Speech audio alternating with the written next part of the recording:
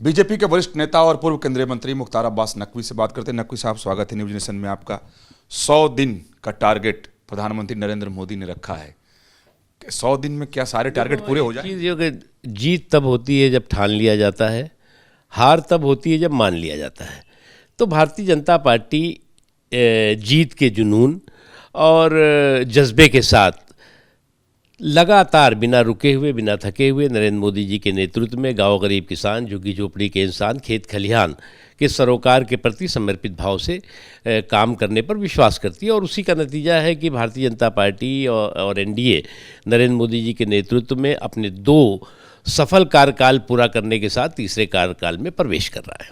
मोदी की गारंटी की बहुत चर्चा हो रही है। इस मोदी को गारंटी को जनता तक पहुंचा के आप कैसे आश्वस्त करें? देखिए, मोदी जी, मैं जो देखता हूँ, नेहरू जी हों या श्रीमती इंदिरा गांधी जी हों, उनसे ज़्यादा बड़े करिश्माई और उनसे ज़्यादा बड़े लोकप्रिय नेता के रूप में उभरे हैं। आज भारत में के इतिहास में, लोकतंत्र के इतिहास में पहला मौका दिखाई पड़ रहा है जब लोग जो है वो मोदी जी के नाम पर और मोदी जी पर विश्वास करके वोट दे रहे हैं। ये है मोदी की गारंटी।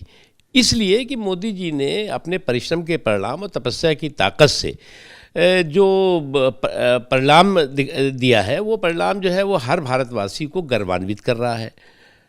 समावेशी विकास और सर्वस्पर्शी सशक्तिकरण की इबारत लिखी है उन्होंने। सर, 100 दिनों में मोदी की गारंटी हर घर तक पहुंच जाएगी देश भर के? क्या ऐसी तैयारी पार्टी ने कर रखी है? बिल्कुल। देखिए, भारतीय जनता पार्टी दुनिया की सबसे बड़ी राजनीतिक पार्टी है। हर कार्यकर्ता पूरे समर्पित भाव से काम कर रहा है और हर कार्यकर्ता जो है वो, हमने कहा ना, जीत तब होती है जब ठान लिया जाता है। तो हर कार्यकर्ता जीत ठानने की ठसक और जीत का जुनून उसके अंदर भरा हुआ है। लेकिन इसमें राजनीति भी किसानों के जरिए अब दिखाई देने लगी है। सरकार की तरफ से कई पहल किए गए, लेकिन किसान किसी भी शर्त को मानने को तैयार नहीं, वो अपनी बात पढ़ रहे हैं, अब दिल्ली कूच कर रहे हैं। देखिए, नरेंद्र मोदी जी जब 2014 में आए तो उनकी प्राथमिकता शुरू से एक रही, मेरा गांव मेरा देश। और एक तरफ उन्होंने जो है वो आत्मनिर्भर कृषि के साथ साथ आत्मनिर्भर कृषक के संकल्प के साथ काम किया।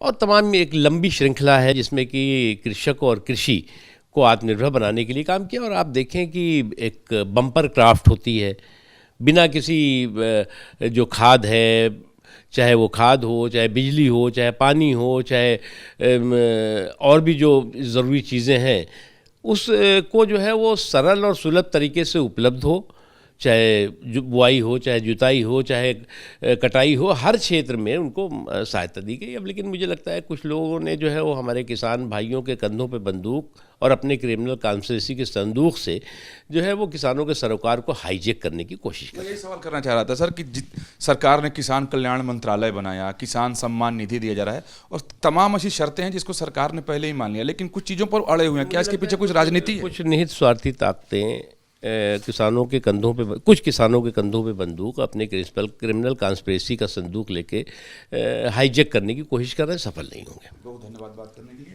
वीडियो ने सुमित के साथ विकास चंद्र, न्यूज नेशन, दिल्ली।